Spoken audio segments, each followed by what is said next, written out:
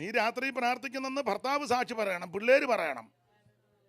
സഹോദരൻ പ്രാർത്ഥിക്കുന്നു അല്ലെ ഇന്നാന്ന് ഭാര്യ പറയണം, പിള്ളേര് പറയണം, ഞങ്ങളുടെ പപ്പ ഡാഡി. മനസ്സിലാകുന്നല്ലായിരിക്കും. Praise the Lord. കിത്തരി പറയാ, നീ ഞങ്ങളുടെ ഇടയിൽ ദൈവത്തിന്റെ പ്രഭുവാ. അപ്പൊ അബ്രഹാം പറയാ, ഞാൻ പരദേശിയാ കേട്ടോ. പരദേശികൾ നാം ഭാഗ്യശാലികൾ, ഇതുപോലൊരു ജാതിയുണ്ടോ? പരദേശികൾ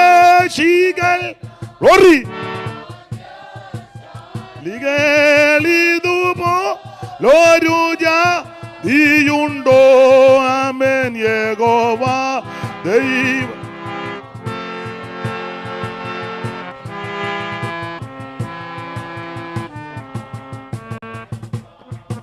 ഓ യഹോവ ദൈവമാ.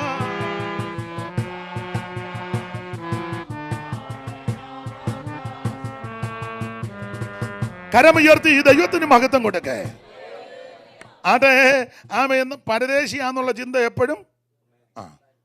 സ്തോത്രം. ദാവീദ് പറഞ്ഞു, ഞാൻ അന്യനും പരദേശിയും. പിതാക്കന്മാരെല്ലാം അങ്ങനെ സാക്ഷിച്ചത്. സ്തോത്രം. ഞാൻ നിങ്ങളും എല്ലാം പരദേശികളാണ്. അപ്പൊ യോസേപ്പ് പറഞ്ഞതിന്റെ സാരം, ഞാൻ മരിക്കും, ദൈവം നിങ്ങളെ സന്ദർശിക്കും. സന്ദർശിക്കുമ്പോൾ നിങ്ങൾക്ക് കനാനിലേക്ക് യാത്രയുണ്ട്.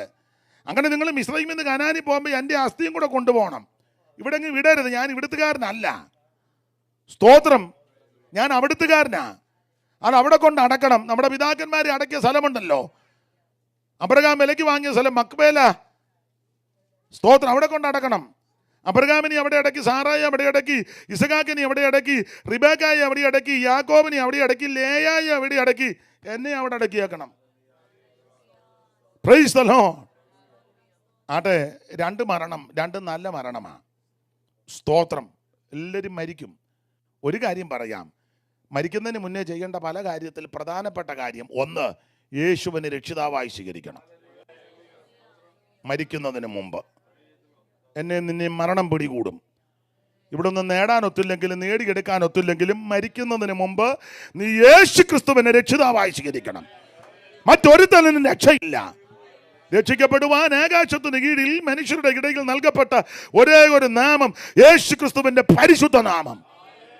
യേശു ക്രിസ്തുവിന്റെ രക്ഷിതാവായി സ്വീകരിക്കണം. വെള്ളത്തിൽ മുങ്ങി സ്നാനപ്പെടണം. അപ്പൊ ചോദിക്കും, കള്ളൻ സ്നാനപ്പെട്ടോ എന്ന് ഉള്ള ചോദ്യമാ. കള്ളൻ സ്നാനം എന്തുവാ? യേശു ക്രിസ്തുവിന്റെ മരണ അടക്ക പുനരുത്ഥാനത്തോട് ഏകീഭവിക്കുന്നതാ സ്നാനം. കള്ളൻ അത് അവിടെ വെച്ച് തന്നെ അനുഭവിച്ചു. യേശുവിനോടുകൂടെ മരിച്ചു, യേശുവിനോടുകൂടെ അടക്കുക. അല്ല, നീ ഇനിയും കുറച്ച് ആണി കൊണ്ടുവന്ന് ഇതിനെ കുരിശ കയറ്റി. മനസ്സിലാകുന്നില്ല.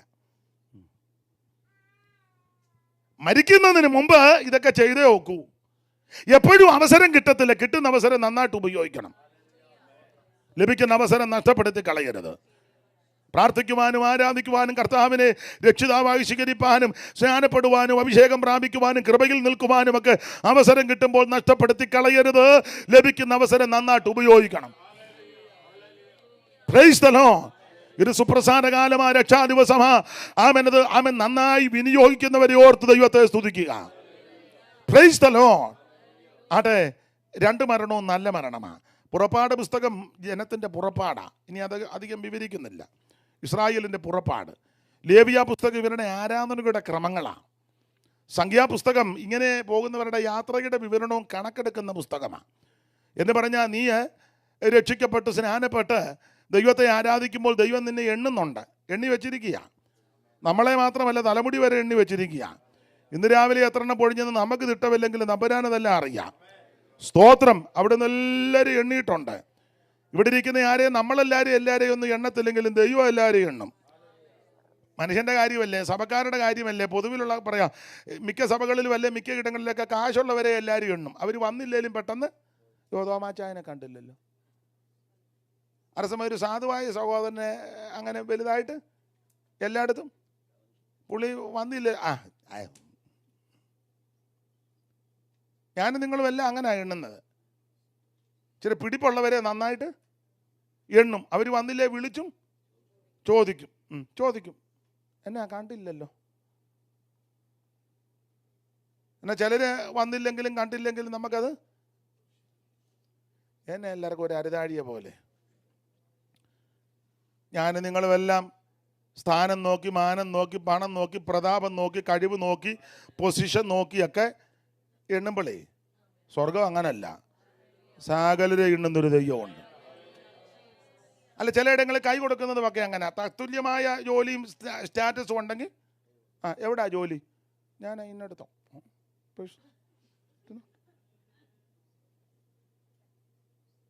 എവിടാ ജോലി? വാൾമാർട്ടില്ല. എത്ര നാളായി വന്നിട്ട്? 3-4 കൊല്ലമായി. എല്ലാവരുടെയും കാര്യമല്ല കേട്ടോ. അല്ല, മനുഷ്യ പ്രകൃതി അങ്ങനെയാണെന്നായി പറഞ്ഞത്. നല്ല പൊസിഷനും നല്ല ജോലിയൊക്കെ ആണെങ്കിൽ കൂടെ കൈയും കൊടുക്കും. എന്നാലും പറഞ്ഞു മുമ്പേ തന്നതാ, എന്നാലും ഒന്നുകൂടി ഇരിക്കട്ടെ. തിരിച്ചതിലേ പോയിച്ചു ഒന്നുകൂടെ. അതേസമയം വലിയ ഗതിയില്ലാത്തവൻ നിൽക്കുക, അവന് കൈ കൊടുക്കാനും ഇല്ല. ഇനി അവൻ കൈ കൊണ്ട് വന്നതാണ് നമ്മൾ കാണാത്ത ഭാവത്തിൽ. എന്നെ എല്ലാവരും സ്തംഭിച്ചിരിക്കുന്നതാണ് പഠിച്ചതുപോലെ. നമ്മളെ അറിയുന്നൊരു ദൈവമുണ്ട് കേട്ടോ. നല്ലതുപോലെ നമ്മളെ അറിയുന്ന ഒരു ദൈവമുണ്ട്. നമ്മുടെ ചിന്ത, ഇച്ഛ, വിചാരം, വികാരം, പ്രകൃതി, കൈ കൊടുക്കുന്ന എന്തോ ഉദ്ദേശത്തോടാ, ഇടപെടുന്ന എന്തോ ഉദ്ദേശത്തോടാ, എന്തിനായി പറ്റുമാനം കൂടി നിൽക്കുന്ന, ഇതൊക്കെ നന്നായിട്ട് ദൈവം അറിയുന്നുണ്ട്. പുറംപൂച്ചിലൊക്കെ നമുക്ക് പലതുമൊക്കെ അവൻ മറച്ചു വെച്ചു ഒളിച്ചു വെച്ചും ഒക്കെ ആൾക്കാരെയൊക്കെ ബോധിപ്പിച്ച് നിൽക്കാം. പക്ഷെ നന്നായിട്ട് അറിയുന്നൊരു ദൈവം ഉണ്ടെന്ന്. Price the Lord. അന്തരീന്ദ്രിയങ്ങളെ ശോധന ചെയ്യുന്ന ഒരു നല്ല കർത്താവ് നമുക്ക് സ്വർഗത്തിലുണ്ട്. അവിടുത്തെ സന്നിധിയിൽ ഒന്നും മറവല്ല, എല്ലാം കണ്ടുകൊണ്ടിരിക്കുക. ദൈവത്തിന് മഹത്വം ഉണ്ടാകട്ടെ.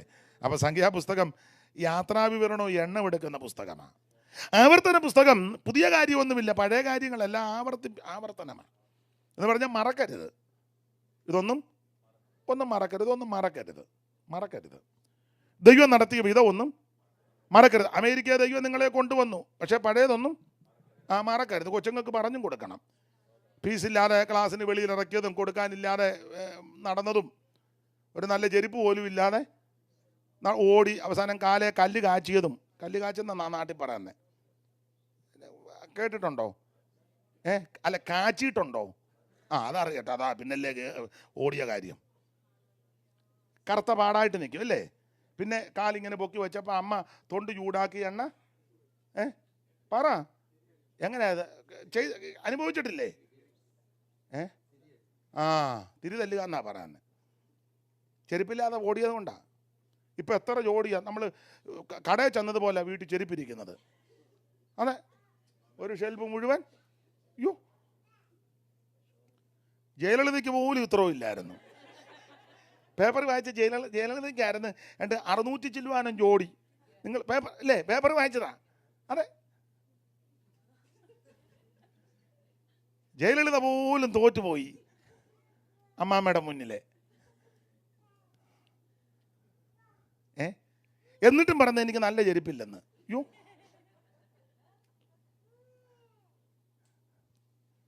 രണ്ട് കടയിലെ സാധനം ഇരിക്കുക, എന്നിട്ടും പറഞ്ഞത് ഭർത്താവിനോട് പറഞ്ഞ നിങ്ങൾ കല്ലേലും എന്നോടൊരു കാരണം. പിന്നെ ആരോഗ്യം പേടിച്ചാവൻ പറ എന്നാ എടുക്ക.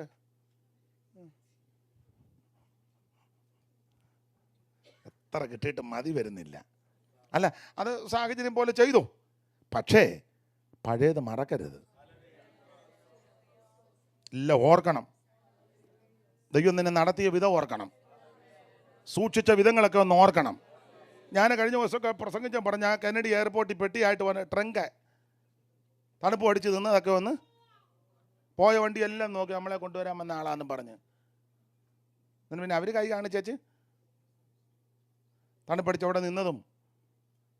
എന്നോട് ഈ അമേരിക്കയിൽ ഒരാൾ പറഞ്ഞു, പേരും സ്ഥലമൊന്നും പറയുന്നില്ല, ഞാൻ പക്ഷേ വന്നിട്ട് 50 വർഷത്തിൽ മേലായി, ഞാൻ സ്ട്രീറ്റിൽ കിടന്നുറങ്ങിയിട്ടുണ്ടെന്ന്. കയറി കിടക്കാൻ ഇടവില്ലെന്ന്. ന്യൂയോർക്കിലേ. ഇപ്പോൾ പുള്ളി പൊതുവിലൊന്നും പേരൊന്നും പറയുന്നില്ല. ഞാൻ വേറൊരാളോട് വണ്ടിയെ പോയപ്പോൾ എന്നോട് പറഞ്ഞു അത് പുള്ളിയുടെ കടയാന്ന് പറഞ്ഞു. ഇച്ചിരി ഇതും പുള്ളിയുടെതാന്ന് പറഞ്ഞു, അതും പുള്ളിയുടെതാന്ന് പറഞ്ഞു. അത് 10 ഏക്കറുണ്ടെന്ന് പറഞ്ഞു. പിന്നെ കുറച്ച് കഴിഞ്ഞ് പറഞ്ഞ് ഇതെല്ലാം പുള്ളിയുടെതാന്ന് പറഞ്ഞു. വീട്ടിലുമൊക്കെ ഞാൻ പോയി. അല്ല, നമ്മളത് കുറ്റമല്ല പറയുന്നത്. പക്ഷെ ആ മനുഷ്യന് അന്ന് വന്നപ്പോഴേ അതും പുള്ളി എന്നോട് പറഞ്ഞു. ചെല്ല് മിണ്ടുകയല്ല. നമ്മളാണെ പറയും പാസ്റ്റർ ഞാൻ വൈറ്റ് ഹൗസിലോട്ടാണ് വന്നത്, പിന്നെ അത് കഴിഞ്ഞ് ഞാൻ ഇപ്പോൾ ഇങ്ങോട്ട് നിന്ന് അല്ല ഇരിപ്പും ഭാവവും കണ്ട അങ്ങനെയൊക്കെയാണ് തോന്നുന്നതേ. നേരിട്ട് തിരുവനന്തപുരത്ത് നിന്ന്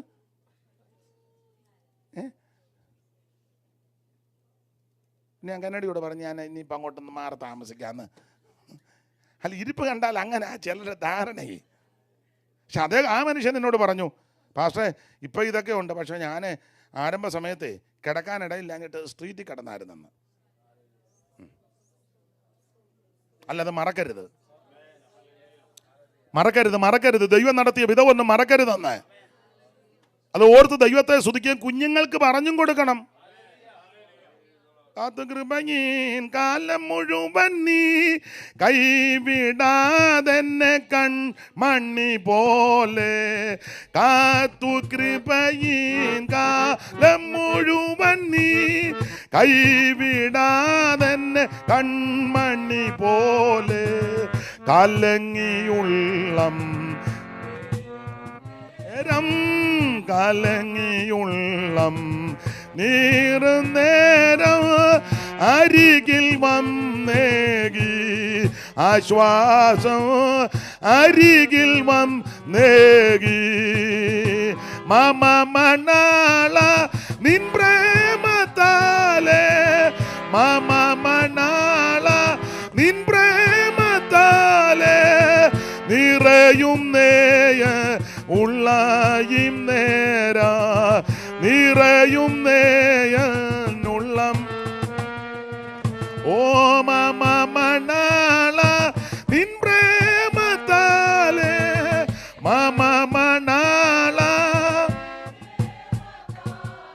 ഓ നിറയും നേയുള്ളം ഇന്നേരാ നിറയും.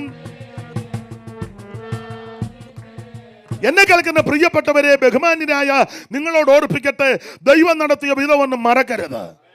ഓർത്തോർത്ത് ദൈവത്തിന് സ്തോത്രം ചെയ്യണം. ആമേൻ. നമ്മുടെ താഴ്ചയിൽ നമ്മെ ഓർത്തവൻ അവൻ നല്ലവനല്ലോ, അവൻ്റെ ദയ എന്നേക്കുമുള്ളത്. ആമേൻ. Praise the Lord. സകല ജഡത്തിനും ആഹാരം നൽകുന്നവൻ അവൻ നല്ലവനല്ലോ, അവൻ്റെ ദയ എന്നേക്കുമുള്ളത്. യഹോവയ്ക്ക് സ്തോത്രം ചെയ്യുവീൻ, അവൻ നല്ലവനല്ലോ, അവൻ്റെ ദയ എന്നേക്കുമുള്ളത്. ബലമുള്ള ആമേൻ വൈരിയുടെ കയ്യിൽ നിന്ന് നമ്മെ വിടുവിച്ച ദൈവം അവിടുന്ന് നല്ലവനല്ലോ, അവിടുത്തെ ദയ എന്നേക്കുമുള്ളത്. ദൈവത്തിന് സ്തോത്രം ചെയ്യുവീൻ, അവൻ നല്ലവൻ ല്ലോ, അവന്റെ ദയ എന്നേക്കുമുള്ളത്. ഓർത്തോർത്ത് ദൈവത്തിന് മഹത്വം കൊടുക്ക.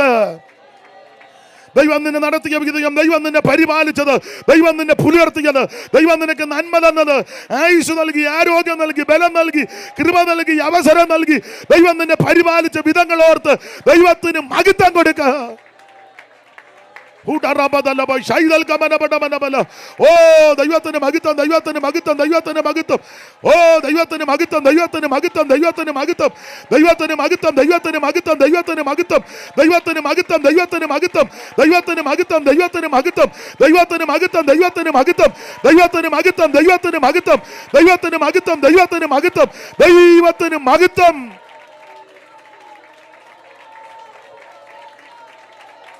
ഓ റിബിഗമന ബടബല ദുരിബിഗമന ബടബല ബല അന്തൽ കടാ രഗസി കമന ബടബല അടിമതന യാ ദുരിബിരിബിഗമന ബടബല ആദിമൽക്കന ദൂരവച്ച സൈദൽ ഉടി പ്രബടബല ബടബല ദിരിബിഗമന ബടബന. യേശുവിന്റെ നാമത്തിൽ, യേശുവിൻ നാമത്തിൽ ഇന്ന് പകൽ വിടുതൽ ഉണ്ടാകട്ടെ. ശരീരത്തിലും മനസ്സിലും ഒരുപോലെ വിടുതൽ, ആത്മാവിൽ വിടുതൽ, ജീവിതത്തിൽ വിടുതൽ ഉണ്ടാകട്ടെ. വചനത്തിന്റെ ശക്തിയാൽ അടകാ രഗന ജഗന ധനജാ രഗതല വിരിവികപരപടബല ഔഡമൽക്കന ദൂരവച്ച സൈദൽ യേശുവിന്റെ നാമത്തിൽ, യേശുവിന്റെ നാമത്തിൽ, യേശുവിന്റെ നാമത്തിൽ, യേശുവിന്റെ നാമത്തിൽ, യേശുവിന്റെ നാമത്തിൽ, യേശുവിന്റെ നാമത്തിൽ. ഊടമാ രഗതല വിരിവിരി വികബല ഊടബല ബല ബല വിരിവിരി വികബല അടതല ജലതല തിരിബിരി ബിഗബരബടബല ഊറബക്ഷ സൈദൽ കമനബടബല അടിമതന കടകതന ബിരിബിഗബരബടബല അന്തൽ ഖൈഡബലബടബല ദുരിബിഗബരബടബല. ദൈവത്തിന് മഹത്വം, ദൈവത്തിന് മഹത്വം, ദൈവത്തിന് മഹത്വം, ദൈവത്തിന് മഹത്വം, ദൈവത്തിന് മഹത്വം, ദൈവത്തിന് മഹത്വം, ദൈവത്തിന് മഹത്വം, ദൈവത്തിന് മഹത്വം, ദൈവത്തിന് മഹത്വം, ദൈവത്തിന് മഹത്വം, ദൈവത്തിന് മഹത്വം, ദൈവത്തിന് മഹത്വം.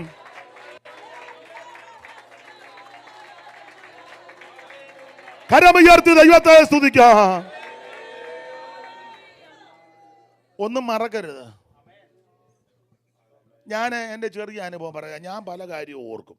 നിങ്ങളും അങ്ങനെയൊക്കെ തന്നെ ഇരിക്കുമ്പോഴതെല്ലാം ഓർക്കും. ഓർത്തോർത്ത് ദൈവത്തെ സ്തുതിക്കും. പൊതുവെ ചിലപ്പം പറയുന്നത് ചിലർക്ക് ക്ഷീണമാണ്. പിള്ളേർ ചിലപ്പം വീട്ടിൽ ചിലപ്പം പാപ്പയ്ക്കും ആവശ്യമില്ലാത്ത ബാക്കിയുള്ളവരെയും കൂടെ നാണം കെടുത്താൻ. അതുകൊണ്ട് ഇനി ഒരൊറ്റ യോഗത്തിന്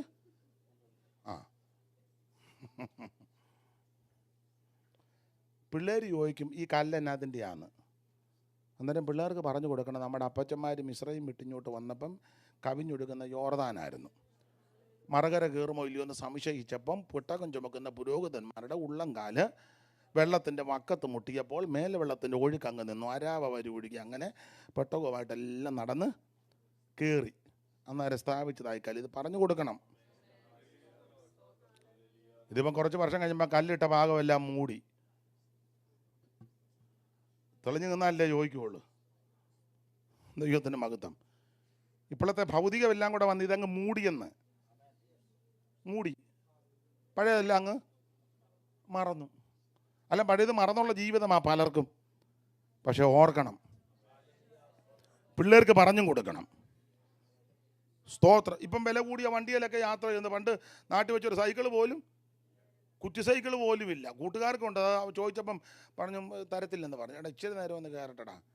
ഇല്ലില്ല തൊട്ടേക്കരുത്. പിന്നെ അവനെ കെഞ്ചി വാടിയും പറഞ്ഞു ഇവിടെ നിന്നാണ്ട് ആ പോസ്റ്റ് വരെ ചവിട്ടിക്കോണം. ഈ പോസ്റ്റിൻ്റെ അവിടുന്ന്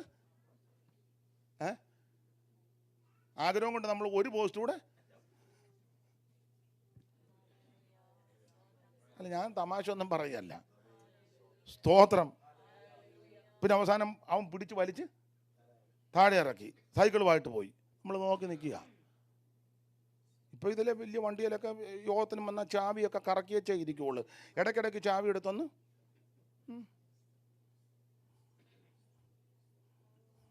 അല്ല, പഴയതൊന്നും മറക്കരുതെന്നേ. ഓർത്ത് ദൈവത്തെ മഹത്വപ്പെടുത്തണം. Praise the Lord, praise the Lord. ആട്ടെ, ഓടിച്ചങ്ങ് പോകാം. അപ്പം ആവർത്തന പുസ്തകം 5 പുസ്തകം, അത് പ്രാരംഭ 5 പുസ്തകം. പിന്നെ ചരിത്ര പുസ്തകങ്ങളാണ്. യോശുവയുടെ പുസ്തകം മുതൽ എസ്തേറിൻ്റെ പുസ്തകം വരെ ചരിത്ര പുസ്തകങ്ങളാണ്, ഇസ്രായേൽ ചരിത്രങ്ങളാണ്. നമ്മൾ എസ്രായുടെ പുസ്തകം 8-ാം അധ്യായത്തിൻ്റെ 22 വായിച്ചത്. ഈ എസ്രായുടെ പുസ്തകത്തിൻ്റെ വേറൊരു വിശേഷത, ഇവരുടെ ആ ഇസ്രായേൽ ചരിത്രം അവസാനിക്കുന്ന അവർ പ്രവാസത്തോട് ബന്ധപ്പെട്ട് തീരുന്ന ചരിത്ര പുസ്തകം തീരുന്ന പുസ്തകങ്ങളിൽപ്പെട്ടതായ എസ്ര. യോശുവ മുതൽ അങ്ങോട്ട് ആരംഭിച്ചു. എസ്രായുടെ ഭാഗം വരുമ്പോൾ ചരിത്രം തീരുക. അതുകൊണ്ട്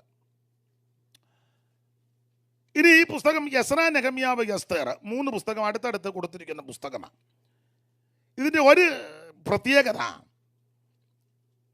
ഇസ്രായേൽ മക്കളുടെ പ്രവാസം കഴിഞ്ഞ് മടങ്ങി വന്ന സംഭവമാണ് എസ്രായുടെ പുസ്തകവും നെഹമ്യാവിൻ്റെ പുസ്തകവും. ഇവർ മടങ്ങി വന്ന ചരിത്രം. എസ്തേറിൻ്റെ പുസ്തകത്തിലെ ചരിത്രം മടങ്ങി വരാതെ കുറേ ആൾക്കാർ അവിടെ തന്നെ ശേഷിച്ചു. അന്നേരം നടന്നൊരു സംഭവമാണ് എസ്തേറിൻ്റെ പുസ്തകം. അങ്ങനെ തരംതിരിച്ച് പഠിച്ചോണം.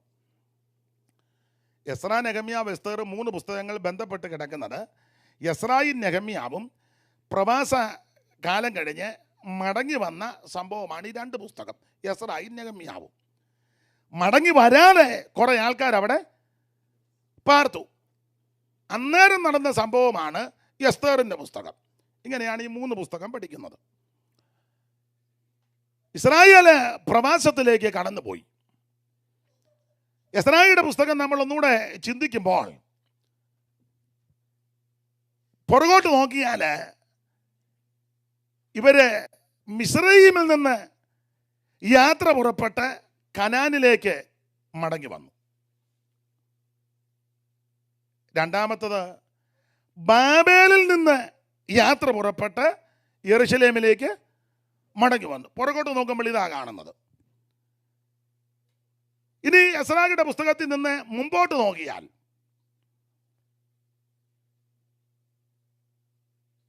യെരൂശലേം പണിയാൻ പോവുക. ഇടിച്ചു കിടക്കുന്ന തീ വെച്ച് ചുട്ട് കിടക്കുന്ന ചണ്ടിക്കൂമ്പാരമായി കിടക്കുന്ന യെരൂശലേമിനെ പണിതെടുക്കാൻ പോവുക. മുൻപോട്ട് നോക്കിയാൽ വേറൊരു കാര്യം കാണുന്നത്, നമുക്ക് വേണ്ടി ഒരു യെരൂശലേം പണിതുകൊണ്ടിരിക്കുന്നു. ഈ ചിന്ത എപ്പോഴും നമ്മളെ ഭരിക്കണം. അതാണ് ഈ പുസ്തകത്തിൻ്റെ വേറൊരു വിശേഷത.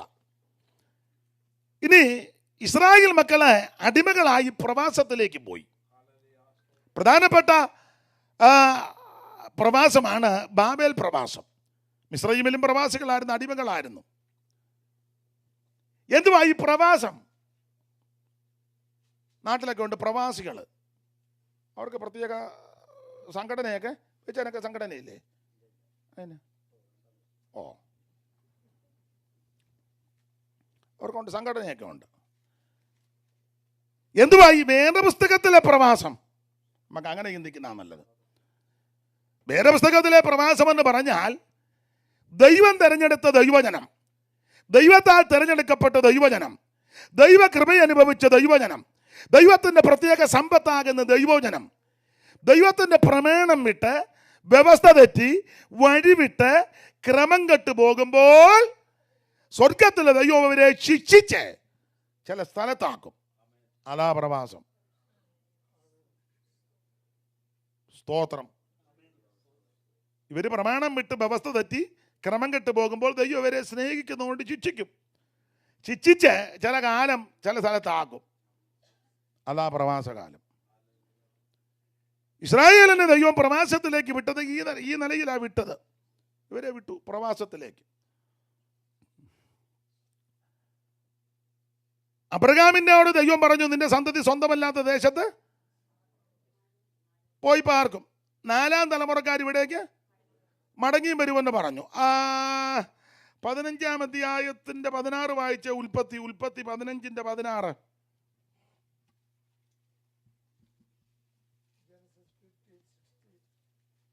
നാലാം തലമുറക്കാർ ഇവിടേക്ക് മടങ്ങി വരും. ആ വാക്യം മൊത്തം അങ്ങ് വായിര്. 4ാം തലമുറക്കാർ ഇവിടേക്ക് മടങ്ങി വരും. 16 16. വായിച്ചേ.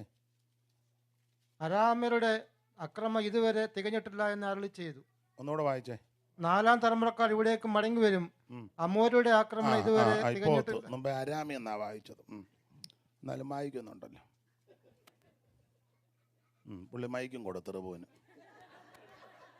ഇനി ഇയാൾക്ക് ഞാൻ വായിച്ചു കൊടുക്കല്ല, വേണേ വായിച്ചു വന്നായിരിക്കും. ആട്ടെ. അപ്പൊ എന്തായാലും 4ാം തലമുറക്കാർ ഇവിടേക്ക് മടങ്ങി വരും. അബ്രഹാമിനോട് പറഞ്ഞതാ, അത് മടങ്ങി വന്നു. 2ാമത്തെ പ്രവാസമാണ് ഇവർ ബാബേലിലേക്ക് പ്രവാസികളായിപ്പോയി. ഇവര് ബാബേലിലോട്ട് പ്രവാസത്തിൽ പോകാൻ കാര്യമെന്നാ? കൽദയ രാജാവിന് ദൈവം ഉണർത്തിയതാ. അല്ല, നമ്മൾ ഉണർന്നില്ലെങ്കിൽ വല്ലവരെയും ദൈവം ഉണർത്തും. നമുക്കല്ലേ ഉണരാൻ താല്പര്യമില്ലാടിയ. അന്നേരം ദൈവം കൽദയ രാജാവിനെ അങ്ങനെയാണ് ചെയ്യുന്നത്. കൽദയ രാജാവിനെ ഉണർത്തി. നമ്മൾ ഉണരുന്നില്ലല്ലോ, വന്നിരുന്ന് ഉറങ്ങുകയല്ലേ. പാസ് പ്രസംഗിച്ചാൽ പറയാം ഇങ്ങോട്ട് പോരാൻ.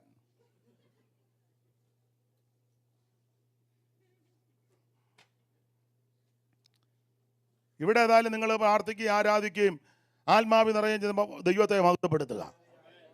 കുറയരുത്, കൂടി പോകണം.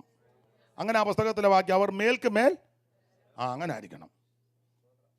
വല്ലം നിന്നിലുള്ളോർ ഭാഗ്യം നിറഞ്ഞോർ നിശ്ചയ ആണെന്നും താഴ്ച ഭാവിക്കുക ഇല്ലെന്നോ ബലം നിന്നി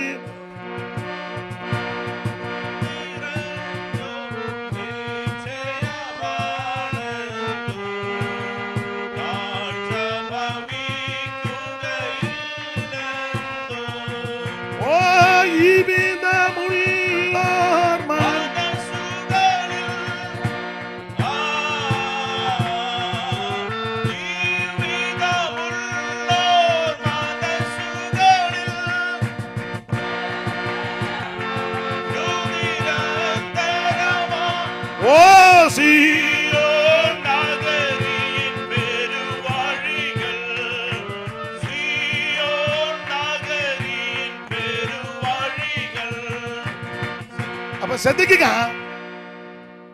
എനിക്ക് ഇന്ന് ഹാർമോണിയം ഒക്കെ ഉള്ളത് കൊണ്ട് പാടാൻ തന്നെ തോന്നുന്നുണ്ട്. എന്നാലും അല്ല, ഇടയ്ക്ക് 2 ശീല പാട്ട് പാടുന്നത് ഉറങ്ങുന്നവരൊന്ന് എഴുന്നേൽക്കുകയും ചെയ്യുമല്ലോ. അപ്പൊ ശ്രദ്ധിക്കുക, ഇവരെ പ്രവാസത്തിലേക്ക് പോകാൻ പ്രധാനപ്പെട്ട കാരണം ഇവരെ ശബത്തിനെ അശുദ്ധമാക്കി. യഹൂദനോട് ബന്ധപ്പെട്ടായി പറയുന്നത് അത് പ്രധാനപ്പെട്ട കാര്യത്തിൽ ഒന്നതാ. സിദക്കിയാവിന്റെ കാലത്ത് ബാബേൽ രാജാവിന് ദൈവം ഇവർക്ക് നേരെ വരുത്തി, കൽദയ രാജാവിനെ.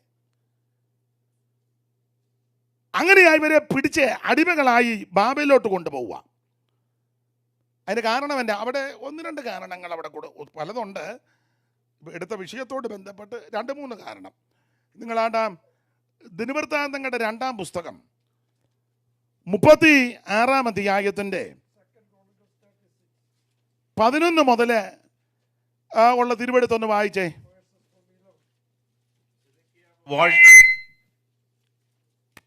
സിദക്കിയാവിന്റെ വിഷയം വന്നപ്പോഴാണ്. സിദക്കിയാവ് വാഴ്ച തുടങ്ങിയപ്പോൾ അവൻ 21 വയസ്സായിരുന്നു. അടുത്തത്, അവൻ 11 സംവത്സരം യെരൂശലേമിൽ വാണു. അവൻ തന്റെ ദൈവമായ യഹോവയ്ക്ക് അനിഷ്ടമായുള്ളത് ചെയ്തു. യഹോവയുടെ വായിൽ നിന്നുള്ള വചനം പ്രസ്താവിച്ച യിരെമ്യാ പ്രവാചകന് മുൻപിൽ തന്നെത്താൻ താഴ്ത്തിയില്ല. അപ്പൊ ഈ പ്രവാസത്തിലേക്ക് മറിക്കരുത്, അടുത്ത വായിച്ചു തന്നെ കേട്ടോ. അപ്പോൾ ഈ പ്രവാസത്തിലേക്ക് പോകാനുള്ളതിൻ്റെ 1-ാമത്തെ കാരണം വചനം കേട്ട് കഴിഞ്ഞാൽ വചനത്തിന് മുമ്പാകെ താഴ്ത്തുന്നില്ല. വചനത്തിന് മുമ്പാകെ താഴ്ത്തുന്നില്ല എന്ന് പറഞ്ഞാൽ വചനത്തെ ഭയമില്ല, വചനത്തെ ബഹുമാനിക്കുന്നില്ല. എന്നെ കേൾക്കുന്ന പ്രിയരെ, ആരുമായിക്കൊള്ളട്ടെ, തിരുവചനം പറയുമ്പോൾ വചനത്തെ ഭയപ്പെടണം. ദൈവത്തിൻ്റെ വചനത്തെങ്കിൽ വിറയ്ക്കണം. വചനം കേൾക്കുമ്പോൾ അനുദപിക്കണം. വചന ശുശ്രൂഷയിൽ പല കാര്യം നടക്കും. അനുതാപം ഉണ്ടാകും, കരച്ചിൽ വരും, മനസ്താപം വരും, സന്തോഷം ഉണ്ടാകും, ആനന്ദിക്കും, ബലപ്പെടും, രൂപാന്തരമുണ്ടാകും, ഗുണീകരണം നടക്കും, ശുദ്ധീകരണം നടക്കും. ഇതെല്ലാം വചന ശുശ്രൂഷയിലുണ്ട്. ഒരു കാര്യം മാത്രം, വചനം കേൾക്കുമ്പോൾ എപ്പോഴും ഇങ്ങനെ കരഞ്ഞുകൊണ്ടിരിക്കുക. നമ്മൾ പറയില്ല, പുള്ളിയെ വന്നിരിക്കുമ്പോൾ മുതൽ എന്തോ കുഴപ്പമുണ്ട്. വചന ശുശ്രൂഷയിലെല്ലാം ഉണ്ട്. കരച്ചിലുമുണ്ട്, സന്തോഷവുമുണ്ട്. വചനം കേൾക്കുമ്പോൾ ആസ്വദിക്കണം. ആ നാളുകളിൽ അവൻ പരിശുദ്ധാത്മാവിൽ ആനന്ദിച്ച് സംസാരിച്ചു. ആനന്ദം ഉണ്ടാകും. അത് ലോകത്തിൻ്റെ ആനന്ദമല്ല, ആത്മീക സന്തോഷം. എന്തുവാ നമ്മുടെ സന്തോഷം? അവർക്ക് ധാന്യവും വീഞ്ഞും വർദ്ധിച്ചപ്പോൾ ഉണ്ടായതിലും അധികം സന്തോഷം എൻ്റെ ഹൃദയത്തിൽ. അങ്ങനെ ദൈവവചനം കേൾക്കുമ്പം വളരെ നിരാശയോടും ഭാരത്തോടും മനോവേദനയോടായിരിക്കും വന്നിരിക്കുന്നത്. പക്ഷേ വചന ശുശ്രൂഷയിൽ ഇരുന്ന് കഴിയുമ്പോൾ ആ നിരാശയെല്ലാം മാറണം, ഭാരമെല്ലാം മാറണം. Price the Lord. വചനം കേട്ട് ശക്തിപ്പെടണം. വന്നതുപോലെ തിരിച്ചു പോകരുത്. നിരാശയോടാ വന്നത്, പക്ഷേ ഇവിടുന്ന് തിരിച്ചു പോകുമ്പോൾ സന്തോഷത്തോടെ പോകണം. രട്ടടിച്ച് സന്തോഷത്തെ ഉടിപ്പിക്കുന്ന ദൈവം, വിലാപത്തെ നൃത്തമാക്കി തീർക്കുന്ന ദൈവം, വചനത്തിന്റെ ശക്തിയാൽ. അരിഷ്ടനും മനസ്സ് തകർന്നവനും എൻ്റെ വചനത്തിങ്കൽ അങ്ങനെ വചനത്തിങ്കൽ വിറയ്ക്കണം. ദാവീദ് പാപം ചെയ്തു, എൻ്റെ ഭാഷ പറഞ്ഞ പാത്ത് നടന്നു. രാജാവായതുകൊണ്ട് ആരും മുഖത്ത് നോക്കിയൊന്നും, കൊട്ടാരത്തിലുള്ളവർക്കറിയാം പുള്ളി തന്നെയാന്ന്. പിന്നെ ആരും ഒന്നും മിണ്ടിയില്ല. പുള്ളിയും ദൈവം തമ്പുരാനും അവസരം കൊടുത്തു, ഏറ്റു പറയും ഉപേക്ഷിക്കുമെന്ന് ഓർത്ത്. പുള്ളി പിന്നെയും സംഗീത ശുശ്രൂഷ ചെയ്യുക. പുള്ളി ഉണ്ടാക്കിയ ഒരു കിന്നരമൊക്കെ ഉണ്ട്. അപ്പം തമ്പുരാന് അത് അത്ര തൃപ്തി. തമ്പുരാൻ അപ്പം നാദാനെ വിട്ടു. നാദാനും ചെന്ന ഉടനെ ഇയാൾ പാപം ചെയ്തേച്ച് കയറിയിരിക്കുകയാണോ എന്ന് ചോദിച്ചില്ല. പുള്ളി രാജാവല്ലേ, അതിനൊരു പരുവമുണ്ട്. പിന്നെ പുള്ളി അന്നൊരു സംഭവമൊക്കെ പറഞ്ഞു. എന്തുവാ പതിവില്ലാതെ പ്രൈസ് ലോർഡ്. പുള്ളിയും പറഞ്ഞു പ്രൈസ് ലോർഡ്. എന്തോ പാസ്റ്റർ? ഞാൻ അന്നേ എന്തുകൊണ്ട് വിശേഷം? ഇങ്ങനെ കൃപയാൽ പോകുന്നു, ശുശ്രൂഷയൊക്കെ ഇങ്ങനെ ഉണ്ട്. നാദാൻ പറഞ്ഞു ദൈവ കൃപയാൽ ഇങ്ങനെ പോകുന്നു, നാളെ ഒരു ശുശ്രൂഷയുണ്ട്. ഇന്നെന്നാ? ഇന്ന് അവിടുന്ന് ഒന്ന് കാണാമെന്നോർത്ത്. വേറെ വിശേഷമൊന്നുമില്ലല്ലോ. പറഞ്ഞാൽ ഒരു വിശേഷമുണ്ട്. എന്തോ? അത് ഈ അടുത്ത സമയത്ത് ഒരു സംഭവം ഉണ്ടായി. അപ്പം പുള്ളിക്ക് ജിജ്ഞാസ. എന്തോ? ഇവിടെ തന്നെ ഒരു 100 ആടുണ്ടായിരുന്നു. എവിടെ? നമ്മുടെ ഈ അടുത്ത സ്ട്രീറ്റിൽ. എന്നിട്ട് അപ്പം അങ്ങേ സ്ട്രീറ്റിൽ ഒരുത്തന്നെ ഒരു ചെറിയ പെണ്ണാട്ടും കുട്ടി ഉണ്ടായിരുന്നു. എന്നിട്ട് അവൻ്റെ വീട്ടിൽ ഒരു വിരുന്നുകാരൻ വന്നപ്പോൾ അവൻ്റെ ആകെ ഒരു ആട്ടും കൂടെ അതിനെ പിടിച്ച് ഇവൻ കണ്ടു. ചുവന്ന പുള്ളി ചാടി മുന്നേ എൻ്റെ കൺട്രിയിലോ പുള്ളി ഉണ്ട് ചാടി അങ്ങ് നമ്മുടെ കൗണ്ടറിൽ തന്നെയാണോ? പുള്ളി നമ്മുടെ ഇവിടെ തന്നെ. ഉടനെ ദാവീദ് ചോദിച്ചു, അവൻ്റെ പേര് പറഞ്ഞാട്ടെ പെട്ടെന്ന്, അഡ്രസ്സ്, ഫോൺ നമ്പരുണ്ടോ അവൻ്റെ? എന്നാലും നാഥാൻ പുള്ളിയുടെ ഫോൺ നമ്പർ തന്നെ പറഞ്ഞു കൊടുത്ത്. പെട്ടെന്നായതുകൊണ്ട് പുള്ളി വിളിച്ചപ്പം പുള്ളിയുടെ ബെല്ല് തന്നെ അത് തന്നെ അടിക്കുന്നത്. ഞാൻ എൻ്റെ ശൈലി പറഞ്ഞതേ ഉള്ളൂ. നാഥാൻ പറഞ്ഞ് നീ തന്നെ. പക്ഷേ ദാവീദിൻ്റെ വിശേഷത വചനത്തിങ്കൽ വിറച്ചു.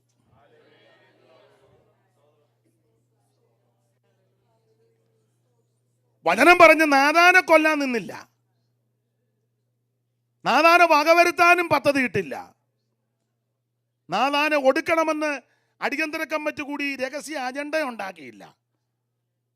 എൻ്റെ ഭാഷ പറഞ്ഞ ഇത് ആ മനുഷ്യൻ നീയാന്ന് പറഞ്ഞപ്പോൾ സിംഹാസനത്തിൽ നിന്ന് തറയിലോട്ട്, എൻ്റെ ഭാഷ തറയിൽ വീണ് ദാവീദ് പറയുക, നിന്നോട് തന്നെ ഞാൻ പാപം ചെയ്തു, നിനക്കനിഷ്ടമായുള്ളത് ഞാൻ ചെയ്തിരിക്കുന്നു. കർത്താവേ, സംസാരിക്കുമ്പോൾ നീ നീതിമാനായും വിധിക്കുമ്പോൾ നിർമ്മലനായും ഇരിക്കേണ്ടതിന് തന്നെ നീ ഓടിച്ച അസ്ഥികൾ ഉല്ലസിക്കട്ടെ, നിന്റെ പരിശുദ്ധാത്മാവിനെ എന്നിൽ നിന്ന് എടുക്കരുത്. അതാ അനുതാപം, അതാ വചനത്തിങ്കിൽ വിറച്ചു.